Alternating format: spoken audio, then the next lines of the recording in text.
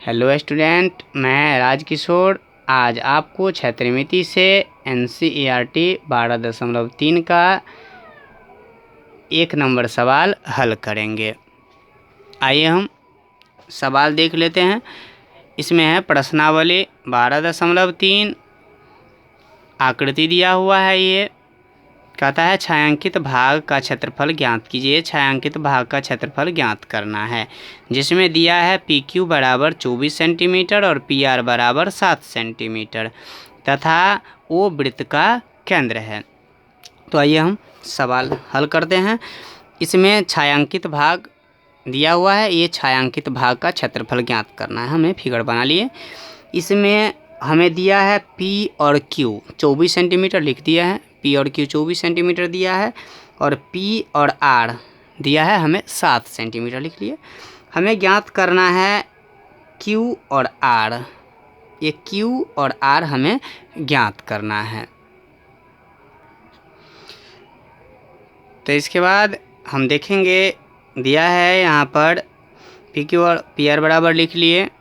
यहाँ पर लिखेंगे कि चूँकि जीवा QOR वृत्त का व्यास है, क्योंकि यह वृत्त के केंद्र 0 से होकर जाने वाली जीवा है। क्योंकि ये जो Q और R है, ये केंद्र O से जाने वाली जीवा है, इसलिए ये वृत्त का व्यास है। इसीलिए कोण QPR बराबर 90 डिग्री। चूँकि अर्धवृत्त का कोण समकोण होता है, अर्धवृत्त का कोण समकोण होता है।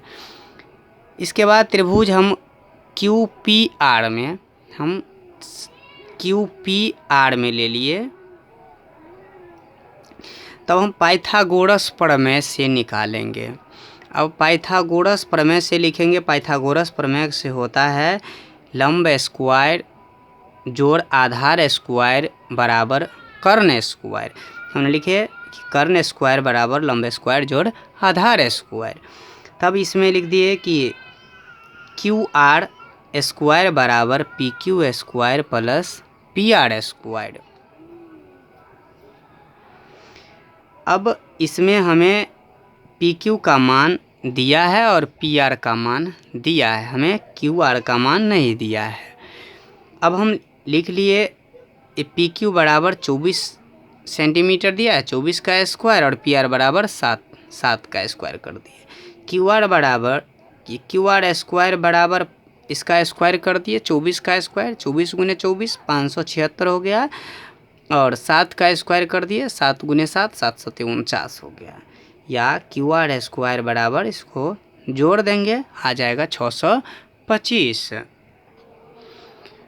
इसलिए QR बराबर ये स्क्वायर हटा देंगे तो रूट हो जाएगा, रूट अंदर 625।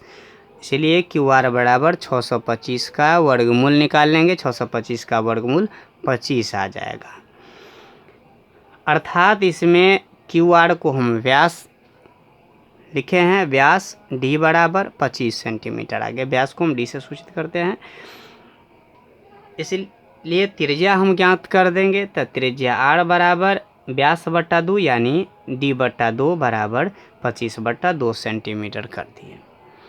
अब हम निकालेंगे कि छायांकित भाग का क्षेत्रफल, क्योंकि हमें कहता है छायांकित भाग का क्षेत्रफल ज्ञात करने के लिए। तो छायांकित भाग का क्षेत्रफल ज्ञात करेंगे। क्षेत्रफल बराबर हो जाएगा अर्धवृत्त का क्षेत्रफल में से त्रिभुज PQR का क्षेत्रफल घटा देंगे। अब अर्धवृत्त का क्षेत्रफल में से त्रिभुज PQR का क्षेत्रफल घटाएंगे। अब हम अर्धवृत्त का क्षेत्रफल ज्ञात कर लेते हैं। हम लिखेंगे हम अर्धवृत्त का क्षेत्रफल बराबर सूत्र होता है पाई R स्क्वायर बट्टा 2 या 1/2 पाई R स्क्वायर। ऐसे अब हम पाई का मान हमें दिया नहीं है कुछ, तो हम 22/7 बैठा लेंगे। 22/7 गुने इसके बाद R स्क्वायर है। R का मान हमें आया है, यहाँ पर देख पाते होंगे, R बराबर हमें है 25/2 सेंटीमीटर। तो ये R बराबर हम यहाँ पर बैठा दिए कि R बराबर 25/2, और 25/2 ये नीचे में 2 है।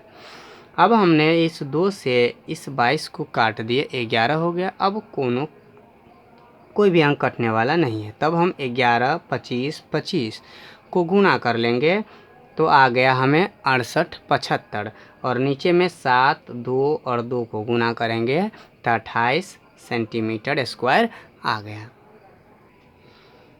अब पुनः निकालेंगे हम त्रिभुज पी क्यू आर का क्षेत्रफल। अब पी क्यू आर का क्षेत्रफल, तो त्रिभुज का क्षेत्रफल बराबर होता है 1/2 गुने आधार गुने ऊंचाई, यानी हमने लिख दिया 1/2 गुने आधार पी आर और गुने ऊंचाई पी क्यू। अब 1/2 गुने पी आर का मान हमें दिया है 7 सेंटीमीटर और पी क्यू का मान दिया है 24 सेंटीमीटर। बैठा दिए हम, 2 से 24 को काट दिए, आ गया 12। अब 12 को 7 से गुना कर देंगे, आ गया 84 सेंटीमीटर स्क्वायर। अतः छायांकित भाग का क्षेत्रफल बराबर, हम सूत्र पहले लिख चुके हैं कि छायांकित भाग का क्षेत्रफल बराबर अर्धवृत्त का क्षेत्रफल में से त्रिभुज पी क्यू आर का क्षेत्रफल घटा देंगे। हमने यहाँ पर छायांकित भाग का क्षेत्रफल लिखे हैं, छायांकित भाग का क्षेत्रफल बराबर अर्धवृत्त का क्षेत्रफल में से त्रिभुज पी क्यू आर का क्षेत्रफल घटा देंगे। और ये सूत्र हम यहाँ पर लगा दिए हैं।